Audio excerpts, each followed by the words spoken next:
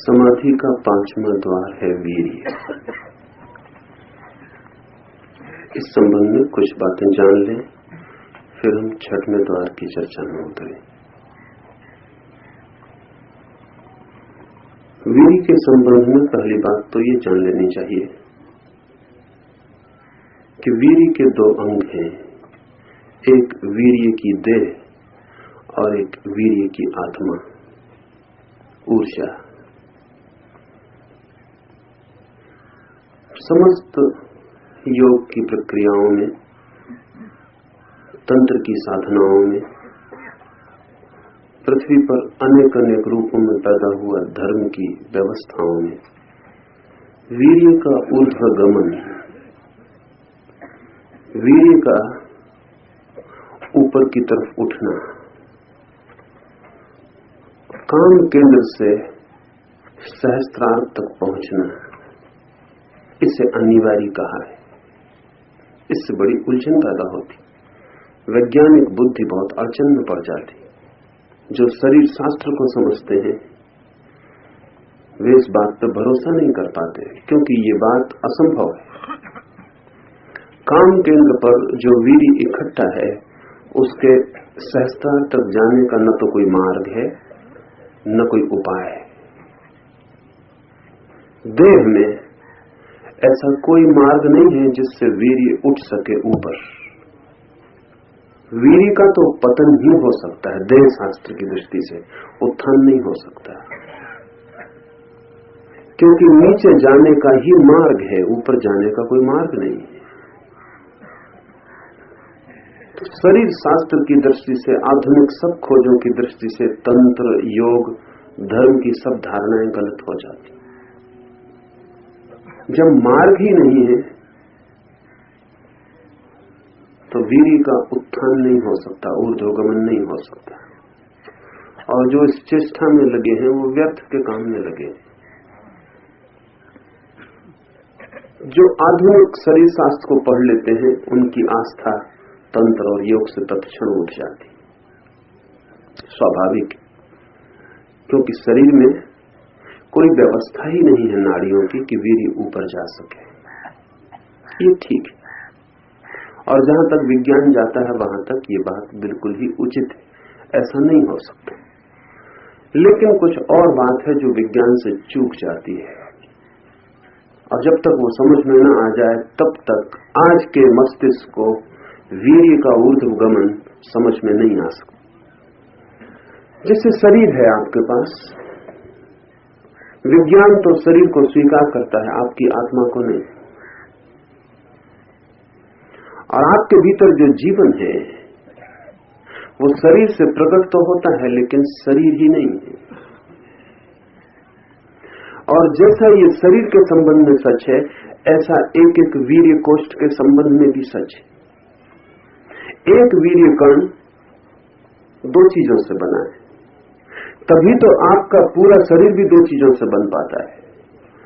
एक तो वीर्य कण की देह दिखाई पड़ने वाली, और एक वीर्य कण की आत्मा है, ऊर्जा है, न दिखाई पड़ने वाली। संभोग में वीर्य कण जैसे ही स्त्री योनि में प्रवेश करते हैं 2 घंटे तक जीवित रहते हैं।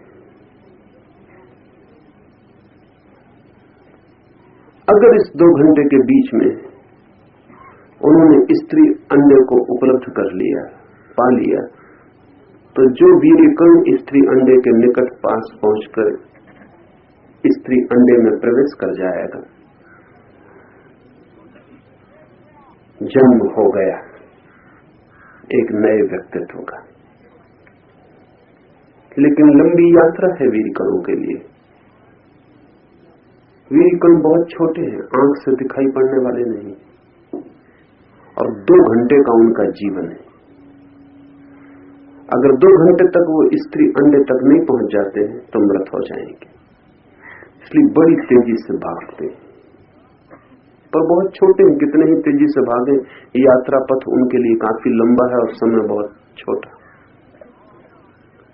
प्रतियोगिता वहीं शुरू हो जाती है। वो जो प्रतियोगिता आप पूरे संसार में देखते हैं वो उसका ही फैलाव है, क्योंकि एक संभोग में लाखों वीरिकण छूटते और उनमें से एक पहुंच पाता है, लाखों नष्ट हो जाते हैं बीच में। भयंकर संघर्ष है, बड़ी प्रतियोगिता है, और एक भी सदा नहीं पहुंच पाता, कभी कभी पहुंच पाता है। से समय तो सभी नष्ट हो जाते। 2 घंटे में वीरिकण मर जाता है। इस बात को थोड़ा ध्यान में समझ लें। इसका मतलब यह हुआ कि वीरिकण जीवित भी होता है, मुर्दा भी होता है। तो जीवित वीरिकण में और मुर्दा वीरिकण में क्या फर्क है? कुछ फर्क होना चाहिए जो किसी कण को जीवित बनाया है और फिर किसी क्षण में मुर्दा बना देता है। तंत्र की, योग की दृष्टि से वही फर्क वीर के 2 अंग हैं। जब तक वीर जीवित है तब तक उसमें 2 चीजें हैं, उसकी देह भी है और उसकी ऊर्जा, आत्मा भी है। 2 घंटे में ऊर्जा मुक्त हो जाएगी, वीर कण मुर्दा पड़ा रह जाएगा। अगर इस ऊर्जा के रहते ही स्त्री कण से मिलन हो गया तो ही जीवन का जन्म होगा। अगर इस ऊर्जा के हट जाने पर मिलन हुआ तो जीवन का जन्म नहीं होगा। इसलिए वीरिकण तो केवल देह है, वाहन है। वो जो ऊर्जा जो उसे जीवित बनाती है वही असली वीर्य है। वीरिकण की देह तो उत्थान को उपलब्ध नहीं हो सकती, उसका तो पतन ही होगा, क्योंकि वो पृथ्वी का हिस्सा है, पदार्थ है। पदार्थ का कोई उत्थान नहीं है, पदार्थ नीचे ही गिरेगा। वो जो देह है वीरिकण की, वो तो नीचे जमीन ही खींच रही है उसे, लेकिन उस छोटे से न दिखाई पड़ने वाले वीरिकण में जो जीवन की ऊर्जा है वो ऊपर की तरफ भाग रही है। उसके लिए मार्ग की कोई जरूरत नहीं, वो अदृश्य है। अगर यही जीवन ऊर्जा स्त्रीकण से मिल जाएगी तो एक नए व्यक्ति का जन्म हो जाएगा। अगर यही ऊर्जा योग और तंत्र की प्रणाली से मुक्त कर ली जाए वीरिकण से, तो आपके सहस्त्रार तक पहुंच सकती है। और जब ये सहस्त्रार पर पहुंचती है वीर ऊर्जा, तो आपके लिए नए लोक का जन्म होता है। आप भी नए हो जाते हैं, आपका पुनर्जन्म हो जाता है। इस वीर ऊर्जा के जाने के लिए कोई स्थूल भौतिक मार्ग आवश्यक नहीं है। ये बिना भौतिक मार्ग के यात्रा कर लेते। इसलिए जिन चक्रों की हम बात करते हैं, जिन सप्त चक्रों की, वे शरीर में नहीं है,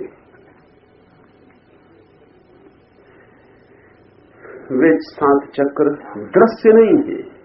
इसलिए किसी परीक्षण, किसी वैज्ञानिक विश्लेषण में उनको नहीं पाया जा सकेगा। वे चक्र अदृश्य मार्ग पर हैं और उन चक्रों से ही ये ऊर्जा ऊपर की तरफ उठती है। इस ऊर्जा का नाम वीर्य है। आप जिसे सामान्यतः वीर्य कहते हैं वो केवल पदार्थ है, वाहन है। ऐसा समझे कि एक बीज है, एक बीज को आप तोड़े तो उसके भीतर किसी पौधे का कोई अस्तित्व नहीं है। कितनी ही जांच परख करें बीज को तोड़कर, उसके भीतर कोई वृक्ष छिपा है, इसके खोजने का कोई भी उपाय नहीं। लेकिन वृक्ष जरूर छिपा है, क्योंकि बीज को जमीन में गाड़ दें और अंकुरित हो जाता है और वृक्ष निकलना शुरू हो जाता है। बीज में वृक्ष था लेकिन अदृश्य था, दिखाई नहीं पड़ता था। बीज दिखाई पड़ता था, वो देह थी।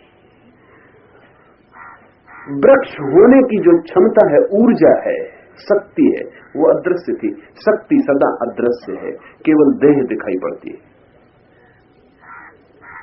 फिर पौधा पैदा हुआ, तब भी आपको जो दिखाई पड़ता है वो भी देह है, क्योंकि वो जो आपको दिखाई पड़ रहे हैं हरे पत्ते और शाखाएं, वो नहीं है पौधा। हरे पत्ते और शाखाओं के भीतर से जो आकाश की तरफ उठ रहा है प्राण, जो जमीन से दूर हट रहा है, जो ऊपर की तरफ जा रहा है, वो आपको दिखाई नहीं पड़ रहा। आपको दिखाई पड़ रहा है केवल वाहन। वो जो भीतर यात्रा कर रहा है प्राण, वो आपको दिखाई नहीं पड़ रहा। आप वृक्ष को भी काट डालें तो भी उसका पता नहीं चलेगा। लेकिन आप वृक्ष को बढ़ते हुए देखकर कहते हैं जीवित है। एक वृक्ष सूख जाता है और बढ़ना बंद हो जाता है, आप कहते हैं मुर्दा हो गया। जीवन का लक्षण क्या है? जीवन का लक्षण है ग्रोथ, जीवन का लक्षण है बढ़ाव, जीवन का लक्षण है फैलाव। इसलिए हमने जीवन को ब्रह्म कहा है। ब्रह्म का अर्थ है जो फैलता जाता, बड़ा होता जाता, बड़ा होता जाता, अनंत तक बड़ा होता जाता है। जो दिखाई पड़ता है वो उसकी देह है, जो नहीं दिखाई पड़ता है वही सहारा है। एक वृक्ष जब सूख गया तो क्या सूख गया उसमें? शाखाएं वही हैं, सब कुछ वही है, जड़ें वही हैं, लेकिन कोई पक्षी प्राण का उड़ गया, अब बढ़ती नहीं होती, अब चीजें ठहर गई। वृक्ष ही बढ़ता है ऐसा नहीं, पहाड़ भी बढ़ते। हमारा हिमालय अभी भी बढ़ रहा है, अभी भी जवान है। कुछ पहाड़ बूढ़े हो गए, सतपुड़ा है, विंध्या है, बूढ़े हो गए हैं, अब नहीं बढ़ रहे। कुछ पहाड़ मर गए जिनकी सिर्फ देह रह गई। हिमालय अभी भी ऊपर उठ रहा है, अभी भी बढ़ रहा है, अभी जीवित है। हिमालय के प्रति इस मुल्क का इतने आदर का भाव उसकी ऊंचाई के कारण नहीं है, उसके जीवन के कारण। और अगर हमने हिमालय को महादेव का, शिव का निवास बनाया है तो सिर्फ इसीलिए कि इस पृथ्वी पर जीवन की बढ़ती का वो प्रतीक है और विराट प्रतीक है, और बढ़ता ही चला जाता है। अभी भी जवान है, अभी भी उसकी बढ़ती नहीं रुकी। लेकिन जो दिखाई पड़ते हैं वो तो पत्थर है, लेकिन उन पत्थरों के भीतर जरूर कोई ऊर्जा छिपी है जो उठ रही है आकाश की ओर, बढ़ रही है। ये समस्त जीवन के संबंध में सच है, और बीज के संबंध में जो मैंने कहा वही वीर के संबंध में, क्योंकि वीर ये बीज है। जैसे पौधों के बीज है, ऐसा आदमी का बीज है।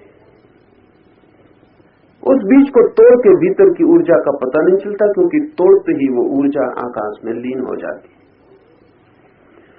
उस ऊर्जा का दो तरह से पता चल सकता है। एक ढंग है कि वीरी का कण रज के कण से, पुरुष का कण स्त्री के कण से मिले तो जीवन प्रकट हो जाएगा, एक बच्चा जन्म गया। क्योंकि पुरुष का कर्ण और स्त्री का कर्ण दोनों अधूरे, आधे आधे, और एक से जीवन का जन्म नहीं हो सकता। जीवन के लिए पूर्णता चाहिए। जैसे ही स्त्री पुरुष का कर्ण मिलता है, एक पूर्ण बन गया, एक छोटी इकाई पैदा हो गई जो अब आधी नहीं, अब जो बढ़ सकती है। एक उपाय तो है वीर कण के भीतर छिपे जीवन को मुक्त करने का, कि उसे विपरीत रजकण से मिला दें। एक और भी उपाय है इस वीरीकण को प्रकट करने का। तब दो देह, वीरीकण की और रजकण की दो देहें नहीं मिलती, बल्कि वीरीकण की और रजकण की ऊर्जा मिल जाती है, सिर्फ ऊर्जा।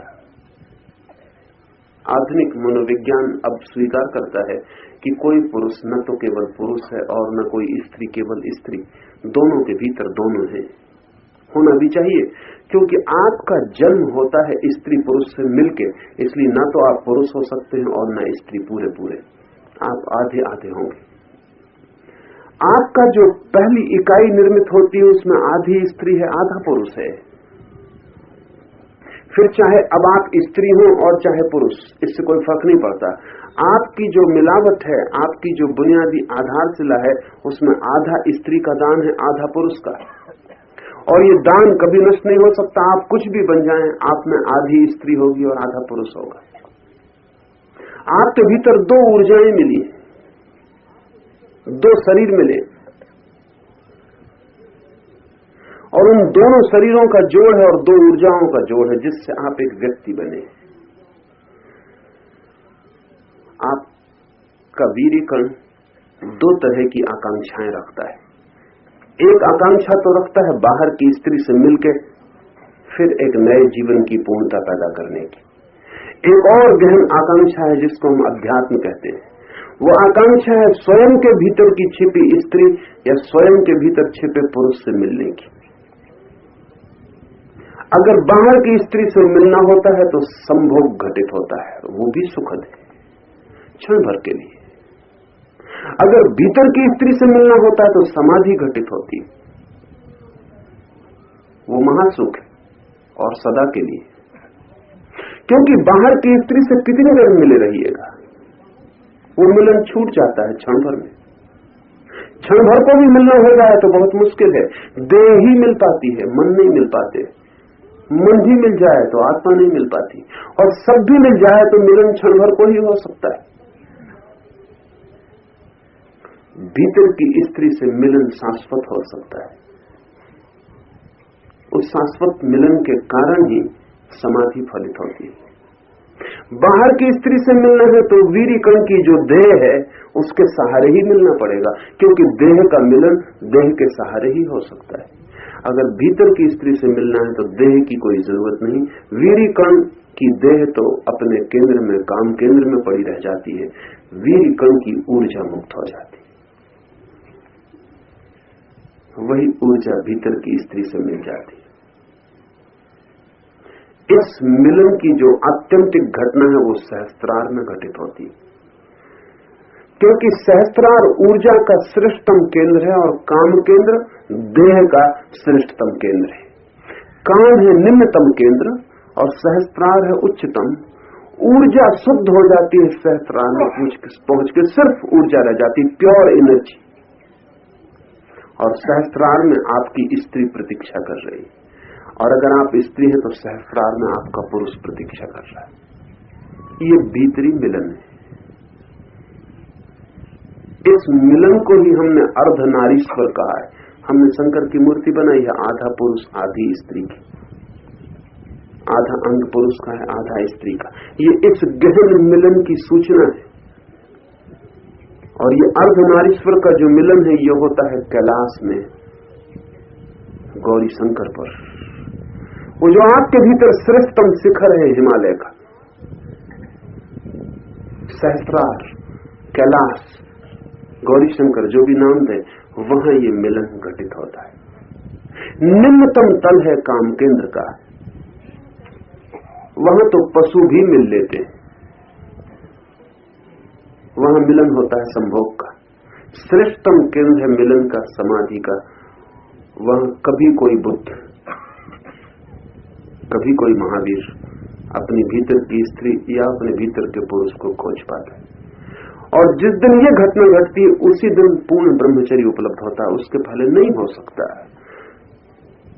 जब भीतर की स्त्री मिल गई तो फिर बाहर की स्त्री की कोई चिंता नहीं रह जाती। जब भीतर का पुरुष मिल गया तो फिर बाहर के पुरुष की कोई खोज नहीं रह जाती।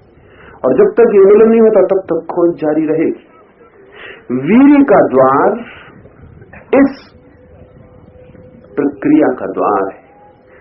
कैसे हम अपने वीर्य कण में छिपी हुई जीवन ऊर्जा को मुक्त करें और कैसे हमारे सहस्त्रार में छिपे हुए हमारे ही विपरीत ध्रुव से उसका मिलन करा दें। एक मित्र ने प्रश्न पूछा है कि जब वो ध्यान करते हैं, ये सक्रिय ध्यान करते हैं, तो कुछ समय के लिए उनकी काम वासना बिल्कुल तिरोहित हो जाती है, उससे उनको डर पैदा हो गया।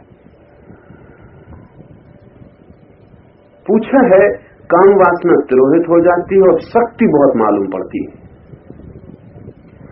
चेष्टा भी करें तो काम कृत्य में नहीं उतर सकते हैं कुछ समय के लिए, तो उन्हें घबराहट होगी कि कहीं वो इससे किसी नपुंसकता को तो उपलब्ध नहीं हो जाएंगे, कोई इम्पोटेंसी तो नहीं हो जाएगी। और शक्ति बहुत मालूम पड़ती है, जितनी कभी भी मालूम नहीं पड़ती उतनी मालूम पड़ती है, लेकिन काम कृत्य में नहीं उतर सकते। सौभाग्यशाली है, डरे ना। यही चाहिए कि शक्ति ज्यादा मालूम पड़े और काम कृत्य में न उतरा जा सके। उसका अर्थ है शक्ति ऊपर की तरफ दौड़ रही, इसलिए काम केंद्र को शक्ति उपलब्ध नहीं हो रही। और इस प्रक्रिया का पूरा प्रयोजन यही है कि आपके वीर्य कण नीचे पड़े रह जाएं और वीर्य कणों से वीर्य ऊर्जा मुक्त हो जाए, एनर्जी मुक्त हो जाए और ऊपर की तरफ दौड़ने लगे। जब एनर्जी ऊपर की तरफ दौड़ती होगी, ऊर्जा ऊपर जा रही होगी, तब आप काम केंद्र का उपयोग नहीं कर सकते। तब काम केंद्र वस्तुतः नपुंसक हालत में, पर यह सौभाग्य है।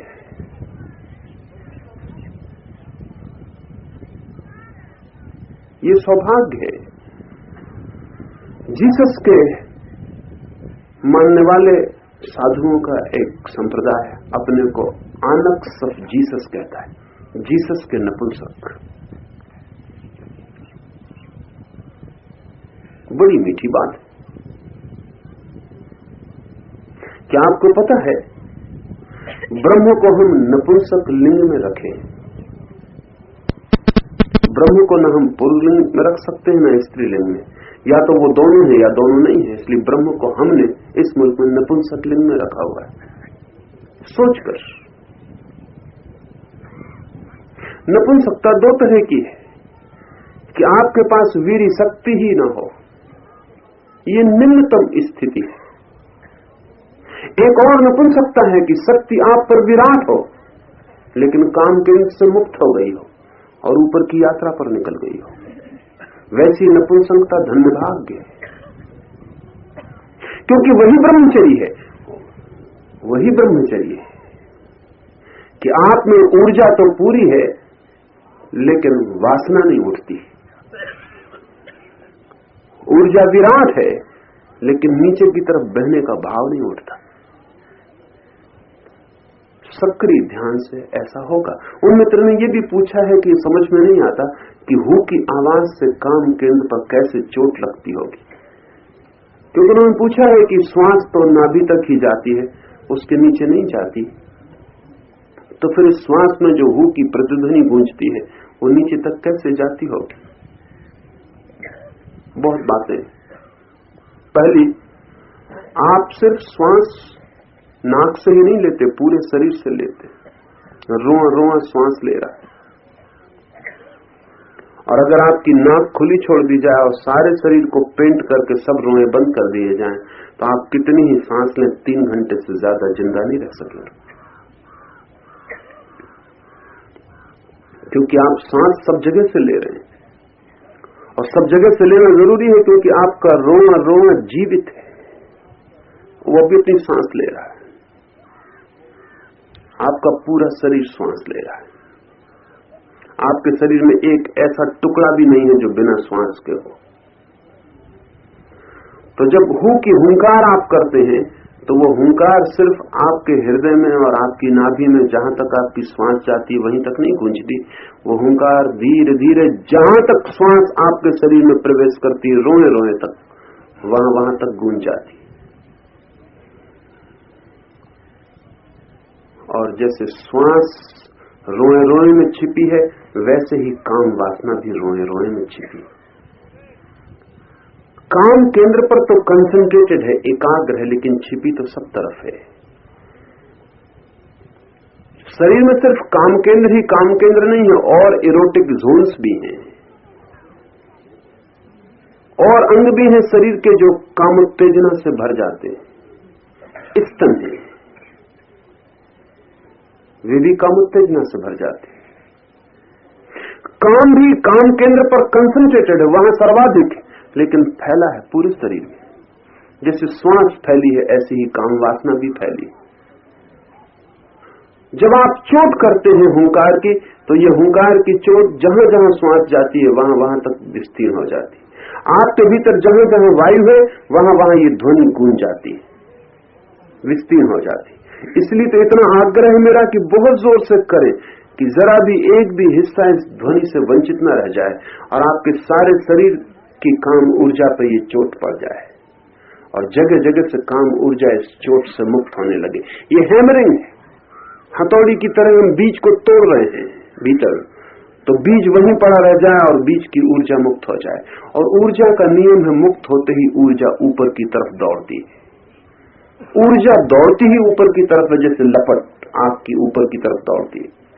सब ऊर्जाएं ऊपर की तरफ दौड़ती हैं, सब पदार्थ नीचे की तरफ गिरते हैं, क्योंकि पदार्थ पर ग्रेविटेशन का, गुरुत्वाकर्षण का प्रभाव पड़ता है। ऊर्जा पर गुरुत्वाकर्षण का कोई प्रभाव नहीं पड़ता। और जब ऐसा होने लगे कि आपकी काम वासना लगे कि नहीं उठती है तो प्रभु को धन्यवाद देना और चिंता मत ले लेना, और चिंता से डर के ध्यान करने से मत रुक जाना।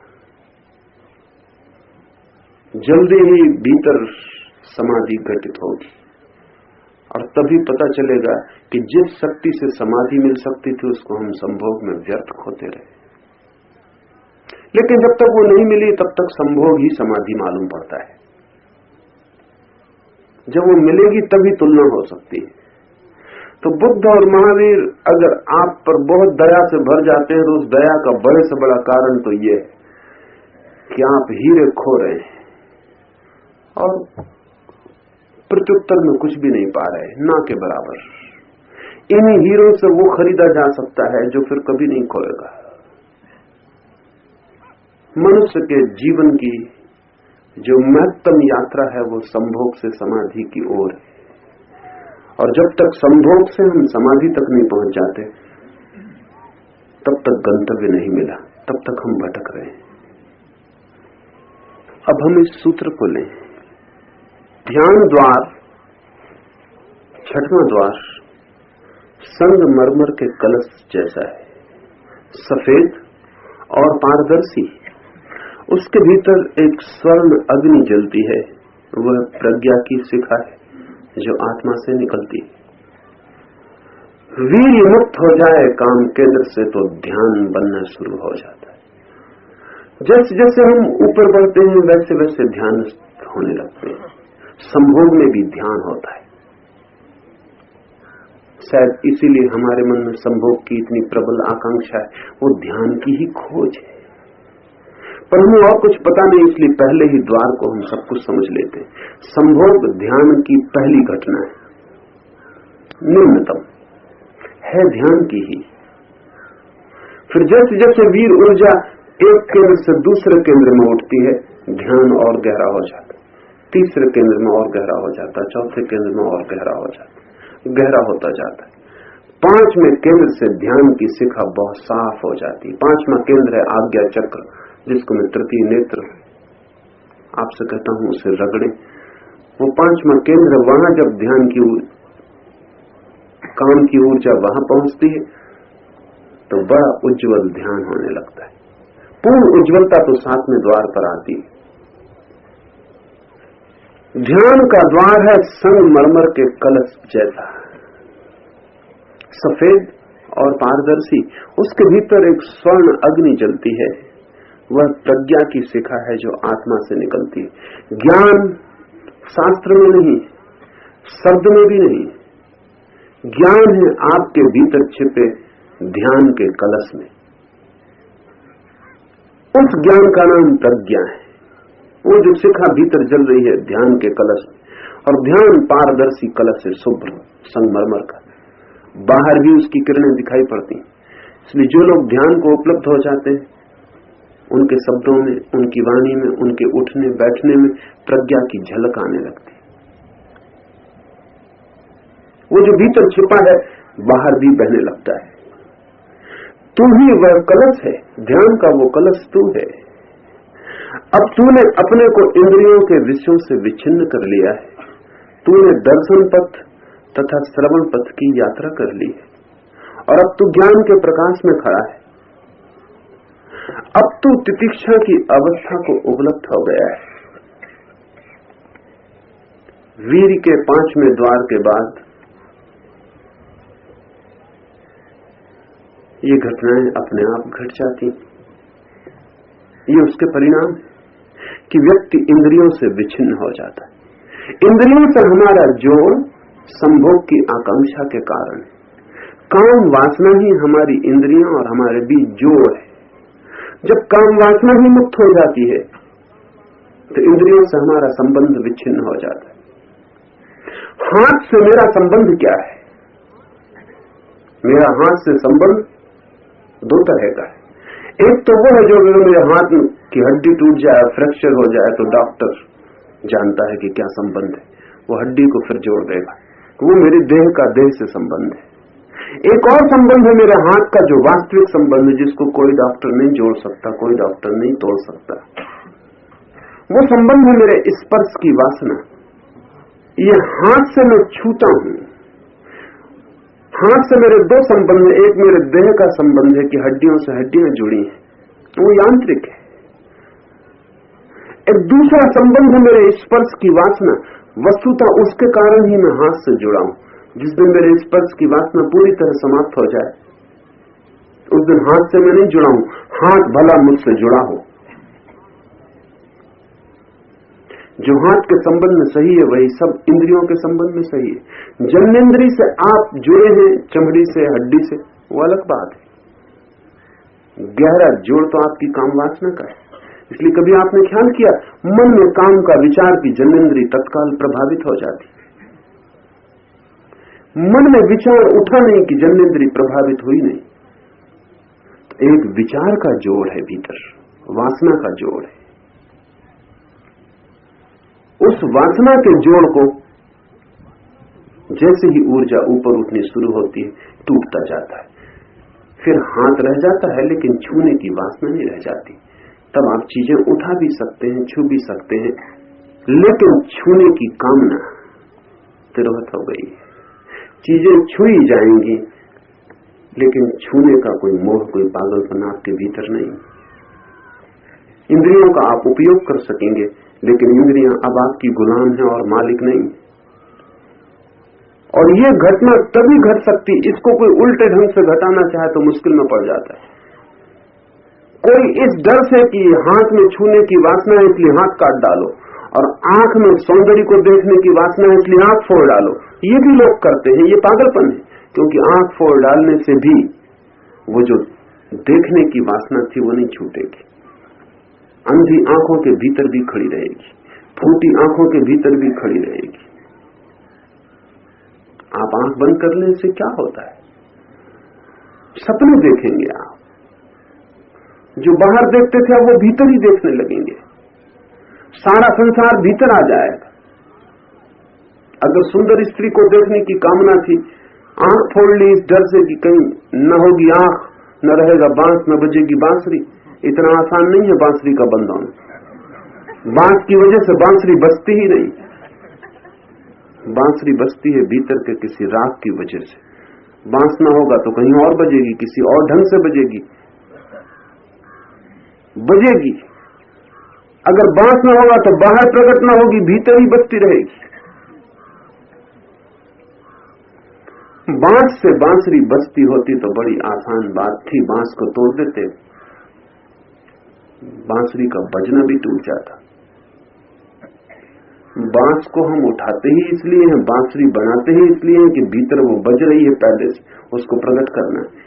इंद्रियां बांस की पोंगरी हैं और भीतर से जो रस वासना का बह रहा है वही असली चीज है। बांस को तोड़ने में मत लगना, ना समझ उसमें लगते हैं। भीतर के रस को ही मुक्त करने में लगना।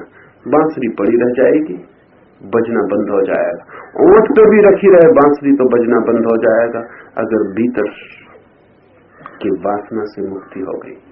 तो वीर्य को ऊपर की तरफ ले चलना, वीर्य को नीचे के केंद्रों से मुक्त करना, अपने आप इंद्रियों से संबंध विच्छिन्न होने लगेगा। सूत्र कहता है तूने यहां तक पहुंचकर, वीर्य के मार्ग तक पहुंचकर दर्शन पथ, श्रवण पथ की यात्रा कर ली। जो भी देखने योग्य था वो देख लिया, जो भी सुनने योग्य था वो सुन लिया। ये भीतर के संबंध में है।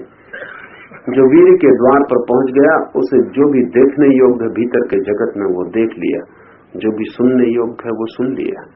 अब तू ज्ञान के प्रकाश में खड़ा है। अब न सुन रहा है तू, न देख रहा है तू, अब तू खुद प्रकाश में डूबा हुआ है। अब इतना भी फासला नहीं है कि सुनना और देखना। अब तू खुद ही ज्ञान हुआ जा रहा है, लीन हुआ जा रहा है। तू प्रकाश में खड़ा है। अब तू तितिक्षा की अवस्था को उपलब्ध हो गया है। इस प्रकाश के क्षण में तितिक्षा उपलब्ध होती है। तितिक्षा का अर्थ है अब तुझे सुख और दुख समान है। अब तुझे सुख और दुख में कोई भेद नहीं है। इसका मतलब ये नहीं कि सुख पता नहीं चलेगा, दुख पता नहीं चलेगा। अगर बुद्ध के पैर में भी कांटा चुभाइएगा तो दर्द पता चलेगा, शायद आपको जितना पता चलता उससे भी ज्यादा चलेगा, क्योंकि बुद्ध की संवेदनशीलता, सेंसिटिविटी परम। ये तो पता चलेगा, कांटा चुभेगा तो दर्द पता चलेगा, लेकिन दर्द दुख नहीं देगा, वो अलग बात है। बुद्ध के हाथ पर एक सुकोमल फूल रखिएगा तो सुकोमल फूल की नाजुकता, उसकी कोमलता, उसकी गंध, उसका सौंदर्य सब पता चलेगा। ये सब प्रतीति होगी, ये सब अनुभव बनेगा, लेकिन इससे कोई सुख नहीं होगा। क्या मतलब इसका कि कांटा गड़ेगा तो दुख नहीं होगा? कांटा गड़ेगा तो कष्ट होगा, दुख नहीं होगा। कष्ट बाहरी घटना है, शारीरिक घटना है, दुख उसकी व्याख्या है। जब कांटा पैर में गड़ता है तो ये तो कष्ट होगा ही। कष्ट का मतलब प्रतीति होगी। पैर खबर देगा, पैर के स्नायु तत्काल खबर भेजेंगे, संदेश भेजेंगे मस्तिष्क को कि कांटा गड़ा, लेकिन मस्तिष्क इसकी व्याख्या नहीं करेगा। मस्तिष्क ये नहीं कहेगा कि ऐसा नहीं होना चाहिए था, मस्तिष्क ये नहीं कहेगा कि ऐसा अब कभी ना हो, मस्तिष्क ये नहीं कहेगा कि मैं शिकायत करता हूं परमात्मा से कि कांटा क्यों गड़ा। मस्तिष्क इसे स्वीकार कर लेगा कि ठीक है, हाथ में फूल हो खबर मिलेगी, लेकिन मस्तिष्क व्याख्या नहीं करेगा कि ये फूल रोज रोज ऐसा ही मेरे हाथ में हो, कि कल नहीं होगा तो मैं दुखी हो जाऊंगा, कि कल नहीं था तो मेरी जिंदगी बेकार थी, अब मेरी जिंदगी में अर्थ है। ऐसी व्याख्या नहीं करेगा। सुख दुख व्याख्याएं हैं, कष्ट सुविधाएं असुविधाएं तथ्य हैं। तथ्य पता चलता रहेगा, व्याख्या विलीन हो जाएगी। सुख दुख हमारी कामनाएं हैं, सुविधाएं असुविधाएं बाह्य जीवन के तथ्य। तितिक्षा का अर्थ है अब बाहरी घटनाएं भर पता चलेंगी, उनके कारण भीतर कोई घटना नहीं निर्मित होगी, कोई आग्रह, कोई अपेक्षा भीतर निर्मित नहीं होगी। कांटा गड़े तो ठीक, हाथ में फूल हो तो ठीक। बुद्ध जैसे भीतर थे कांटे गड़ने के पहले, वैसे ही कांटा गड़ने पर भी रहेंगे। बुद्ध जैसे थे फूल हाथ में आने के पहले, बुद्ध भीतर वैसे ही रहेंगे। उस भीतर के लोक में बाहर की घटनाओं से कोई भी रूपांतरण नहीं होगा, भीतर वही स्थिति बनी रहेगी। ये भीतर वही स्थिति बनी रहेगी चाहे बाहर कुछ भी घटे। इसका नाम है तितिक्षा। ओ नारजोल, अब तू सुरक्षित है। सूत्र कहता है ओ सिद्ध। नारजोल तिब्बती शब्द है सिद्ध के लिए। ओ नारजोल, अब तू सुरक्षित है। वीर ऊपर की तरफ चल पड़ा, अब असुरक्षा नहीं। अब तक डर था, वीर की यात्रा ध्यान बन गई, अब डर नहीं, अब तू सुरक्षित। पापों के विजेता, अब पाप जीत लिए गए। एक बार जब किसी श्रोतापन्न ने सातवें मार्ग को पार कर लिया है, तब समस्त प्रकृति आनंदपूर्ण आश्चर्य से भर जाती और पराजित अनुभव करती। अब आगे की एक झलक ये सूत्र देता है। छठवां द्वार है ध्यान, अब सातवां ही बचा है। अब मंजिल बिल्कुल पास है, अब एक कदम और कि ध्यान का कलश भी टूट जाएगा, रह जाएगी शुद्ध प्रज्ञा। अभी झलक मिल रही है जैसे एक लालटेन हो, कितना ही शुभ्र हो कांच, कितना ही शुद्ध और पारदर्शी दिखाई भी न पड़ता हो, तो भी जरा सा फासला अभी कायम है। कांच की एक दीवार है और उसके भीतर है ज्योति। ध्यान कांच की दीवार है, समाधि कांच की दीवार का भी टूट जाना है। पर कांच की दीवार भी दीवार है, अभी भी थोड़ा फासला है। और कांच कितना ही शुद्ध हो, शुद्धि भी बीच में खड़ी हो, तो वो भी तो अवरोध है। वो भी टूट जाएगी। सातवें में सब अवरोध गिर जाएंगे, मात्र प्रज्ञा, मात्र बोध, अवेयरनेस, चैतन्य, जिसको हमने सच्चिदानंद कहा है, वही भर शेष रह जाएगा। इस सातवें की घटना जब घटती है, जब कोई स्रोत में प्रविष्ट नदी की धार में बहा, श्रोतापन या सोवानी, ये बौद्ध तिब्बती शब्द है सोवानी, अर्थ है जो नदी में प्रविष्ट हुआ था पहले द्वार पर, वो जब सातवें द्वार को पार कर जाता है तब समस्त प्रकृति आनंदपूर्ण आश्चर्य से भर जाती है और पराजित अनुभव करती है। इसे थोड़ा समझें, बहुत कीमती, बहुत गूढ़ और हमारे ख्याल में ना आए, क्योंकि हमें पता ही नहीं है कि क्या हो रहा है हमारे भीतर। जब आप क्रोधित हो जाते हैं तब प्रकृति जीतती है और आप हारते हैं। जब आप काम वासना से भर जाते हैं तो प्रकृति जीतती है और आप हारते हैं।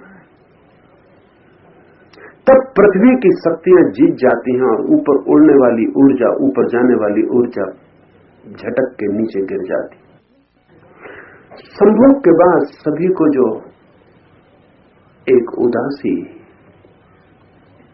एक विषाद और एक पश्चाताप का भाव घेर लेता है, वो प्रकृति से पराजय के कारण। क्रोध के बाद क्रोधी से क्रोधी आदमी को भी लगता है कि गलत हुआ, न होता तो अच्छा था। क्यों लगता है ऐसा? और आदमी क्रोधी है,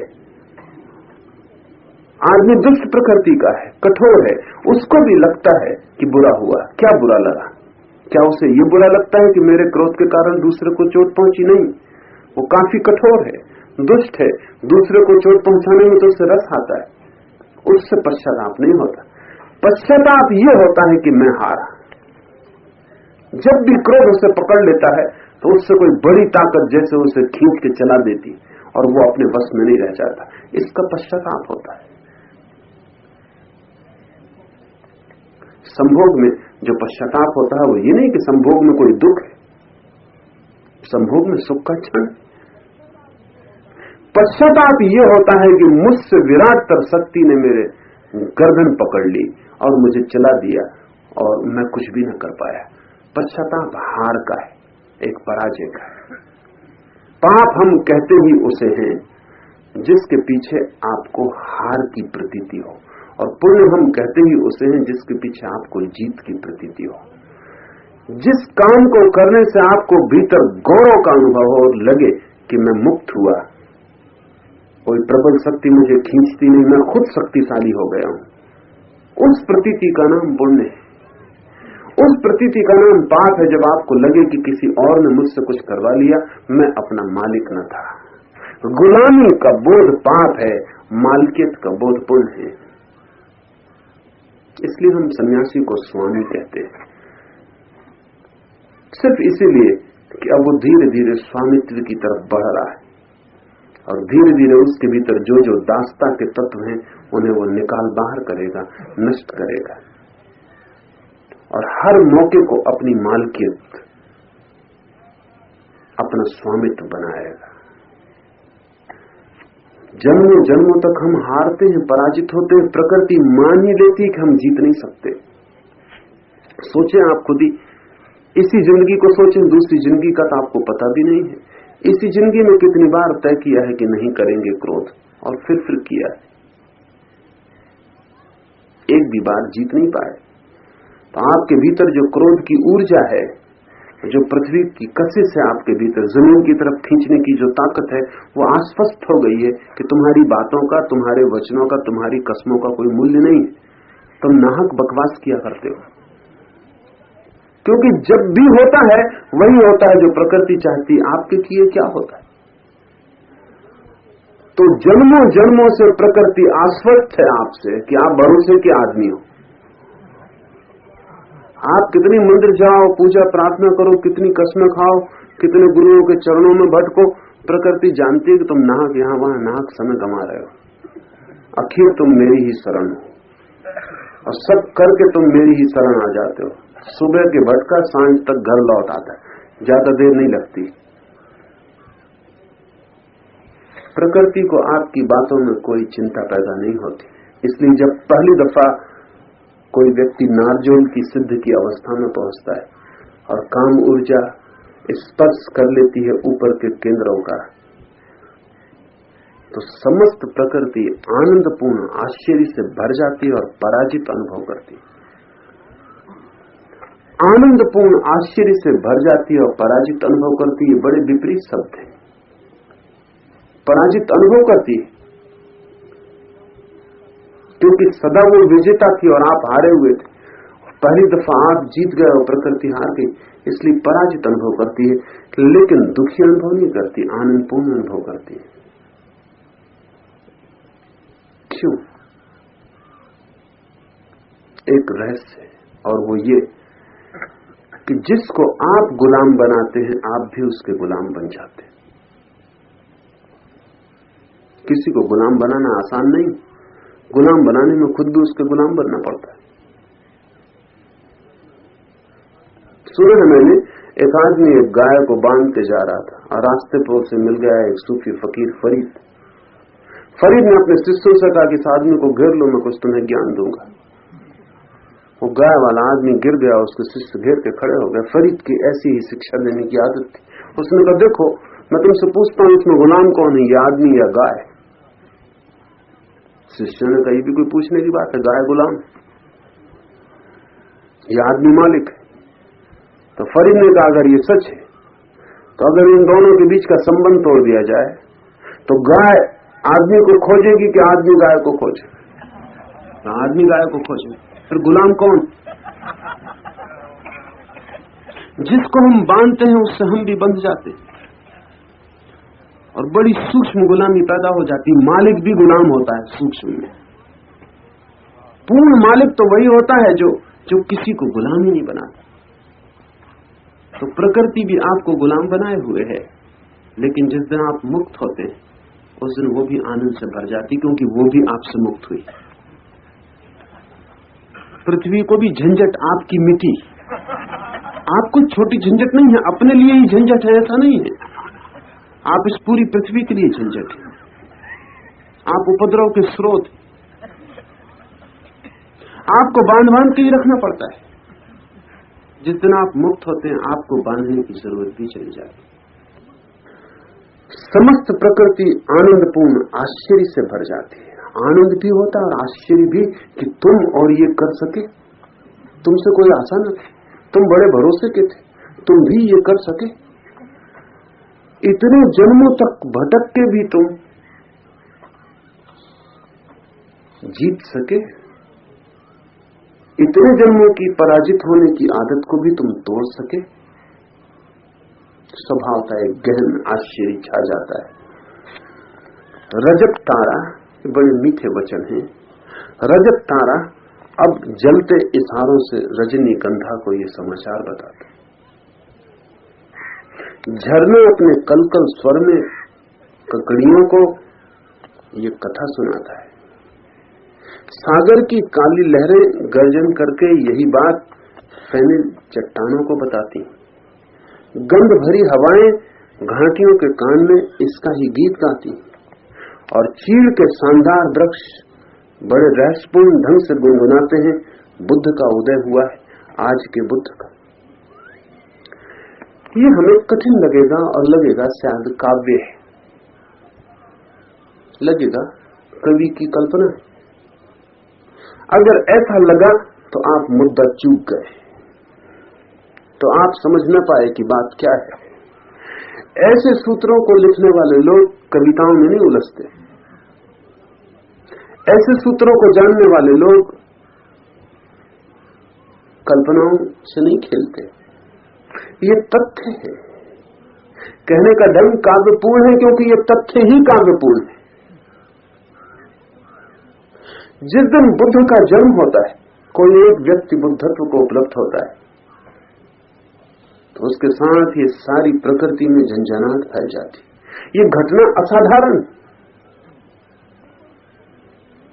ये कोई छोटी घटना नहीं है। जैसे एक ज्वालामुखी फूट पड़ता है तो सारी पृथ्वी कंपन से भर जाती। ये भी एक ज्वालामुखी का विस्फोट है, पदार्थ का नहीं, चेतना का। इसकी तरंग तरंग सारी प्रकृति को स्पर्श करेगी, कुछ भी अछूता न रह जाएगा। बुद्ध की घटना एक्सप्लोसिव, विस्फोट है। इस घटना में चैतन्य का कण कण प्रभावित होगा, आच्छादित हो जाए। और ये सारा जगत चैतन्य से बना है। इसमें पत्थर की भी आत्मा है, हम नहीं देख पाते क्योंकि हमारी आंखें पथरीली।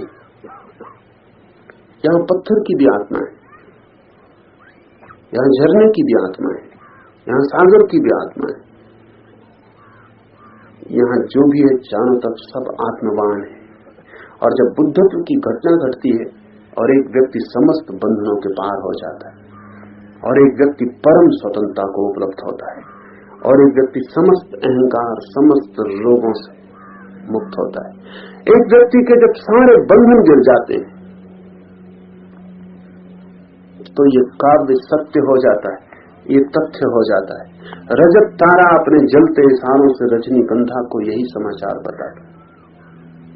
रात खिला है रजनीगंधा का फूल, तारे उससे भी यही कहते हैं कि बुद्ध का जन्म हुआ है।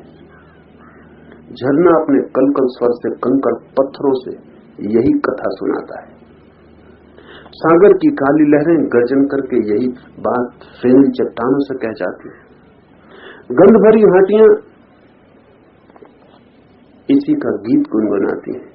चीड़ के शानदार वृक्ष बड़े रहस्यपूर्ण ढंग से गुनगुनाते हैं, बुद्ध का उदय हुआ है, आज के बुद्ध का। अब वह पश्चिम में उज्जवल स्तूप की तरह खड़ा है, जिसके मुख पर शाश्वत भाव का उदयमान सूर्य अपनी प्रथम महागौरवमयी किरणों से बरस रहा है। उसका मन एक शांत और असीम सागर की तरह तटहीन अंतरिक्ष में फैलता जा रहा है और वह जीवन और मृत्यु को अपने मजबूत हाथों में धारण किए हुए। ऐसा नवजात बुद्ध जैसे खड़ा है पश्चिम, मुख उसका पूरब की तरफ और बुद्धत्व के उदय का सूर्य, बाल सूर्य, प्रज्ञा का सूर्य अपनी पहली किरणें उस पर डाल रहा है। अब वह पश्चिम में उज्जवल स्तूप की तरह खड़ा है, जिसके मुख पर शाश्वत भाव का उदयमान सूर्य अपनी प्रथम महागौरवमयी किरणों को बरसा रहा है। उसका मन एक शांत और असीम सागर की तरह तटहीन अंतरिक्ष में फैलता जा रहा है। इस सूरज के उदय होने के साथ ही उसकी चेतना फैल रही है। जैसे जैसे ये सूरज फैल रहा है और जैसे जैसे सूरज की किरणों का ताना बाना फैल रहा है, वैसे वैसे उसकी चेतना भी फैलती जा रही है, क्योंकि ये सूर्य कोई बाहर का सूर्य नहीं, उसकी चेतना का ही सूर्य है। अंतहीन अंतरिक्ष बन जाएगी उसकी आत्मा, उसकी कोई सीमाएं न होंगी। क्षण भर की देर और वो जो व्यक्ति था खो जाएगा, वो जो द्वीप था खो जाएगा, सागर ही रह जाएगा। वो जो अब तक सीमा में बंधा था नहीं होगा, असीम ही रह जाएगा। बुद्ध ने कहा है ज्ञान के हो जाने पर कि जिस मकान में मैं अब तक जन्म जन्म तक रहता आया उसकी दीवारें गिर गईं, अब तो भीतर का शून्य आकाश ही शेष रह गया है। जिसे हम समझते हैं अपना होना, वो हमारी दीवारों के कारण एक दिन दीवारें गिर जाएंगी। इस छठवें द्वार के बाद आखिरी दीवार गिर रही है, वो कांच की दीवार, पारदर्शी दीवार। अब ध्यान भी मिट जाएगा, सिर्फ चैतन्य रह जाएगा और चैतन्य असीम है, उसकी कोई सीमा नहीं। जीवन में मृत्यु को अपने मजबूत हाथों में धारण किए हुए अब जीवन और मृत्यु दोनों के वो पार हो गया है। जीवन और मृत्यु दोनों उसके हाथ में, न वो जीवन है न वो मृत्यु है। जब तक हम जीवन से बंधे हैं तब तक मौत से भी बंधे हैं, और जब तक हम जीवन चाहते हैं तब तक हमें मौत भी मिलती रहेगी। जब तक जन्म है तब तक मौत होगी। अब इस बुद्ध के हाथ में जीवन और मृत्यु दोनों इसके हाथ में है। ये स्वयं दोनों से अलग और पृथक है, ये तीसरा है, इसका कोई नाम नहीं। इसे हम अमृत जीवन कहते हैं, वो केवल इस पृथ्वी की भाषा में, इस पृथ्वी में जीवन की आकांक्षा से भरे हुए लोगों की समझ में आ सके इसलिए। अन्यथा न वो जीवन है न वो मृत्यु, वो दोनों के पार शाश्वतता है। इस छठवें द्वार के बाद उस शाश्वतता में छलांग लग जाएगी, सीमित असीम हो जाएगा, बूंद सागर हो जाएगी। वीर से ज्ञान का द्वार खुलता है, ध्यान से समाधि का।